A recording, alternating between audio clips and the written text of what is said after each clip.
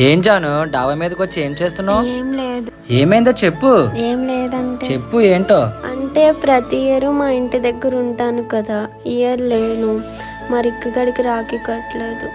అవునా, ఏం పర్లేదులే, నెక్స్ట్ ఇయర్ కడుదులే, సరేనా? బాధపడకే. ఏమైంది? ఏంటి మా రిక్కి వాయిస్ లా వినిపిస్తుంది? అవునా, చూద్దాం ఆగు.